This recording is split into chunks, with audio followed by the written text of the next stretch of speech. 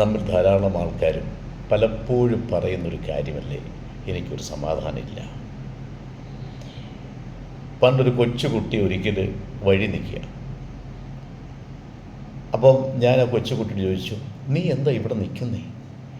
അപ്പോൾ എന്നോടവൻ പറയാണ്, എനിക്ക് എൻ്റെ വീട്ടിൽ ഒരു സമാധാനമില്ല. ഞാൻ ചിരിച്ചു, എന്താണ് കൊച്ചു കുഞ്ഞിന് വീട്ടിൽ സമാധാനമില്ല? എന്തുകൊണ്ടാണ്?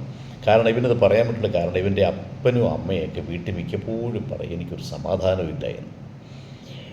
എന്തുകൊണ്ടാണ് നമുക്ക് സമാധാനമില്ലാത്തത്? സമാധാനം നമ്മുടെ ജീവിതത്തിൽ ഏറ്റവും അത്യാവശ്യമായിട്ട് വേണ്ട ഒരു കാര്യമല്ലേ? പക്ഷെ പലരും പറഞ്ഞിക്ക് സമാധാനമില്ല. എന്തുകൊണ്ടാണ് നമുക്ക് സമാധാനം ഇല്ലാത്തത്?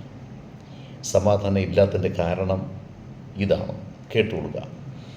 നമ്മുടേതല്ലാത്ത ഏത് കാര്യം നമ്മൾ ആഗ്രഹിച്ചാലും നമ്മുടെ സമാധാനം നഷ്ടപ്പെട്ടു പോകും.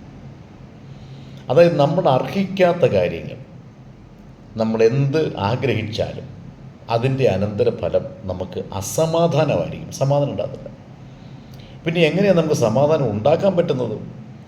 നമുക്കെന്തുണ്ടോ നമ്മുടെ അടുത്ത്, നമ്മുടെ സമീപം, നമ്മുടെ കൂടെ നമുക്കെന്തുണ്ടോ അതിൽ നാം സന്തോഷിക്കുകയും തൃപ്തിയടയുകയും ചെയ്യുമ്പോൾ നമുക്ക് സമാധാനത്തെ ശരിക്കും അനുഭവിക്കാൻ സാധിക്കും. അതായത് നൃത്തം ചെയ്ത് സമാധാനത്തെ ആസ്വദിക്കാൻ കഴിയും. അതുകൊണ്ട് നാം ഒന്ന് ചിന്തിക്കുക, എൻ്റെ സമാധാനം എന്തുകൊണ്ടാണ് നഷ്ടമാകുന്നത്?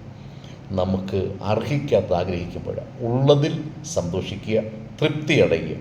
അവിടെ ശരിക്കും സമാധാനം നമുക്ക് അനുഭവിക്കാനായിട്ട് സാധിക്കും. ഒന്ന് ശ്രമിച്ചു നോക്കൂ.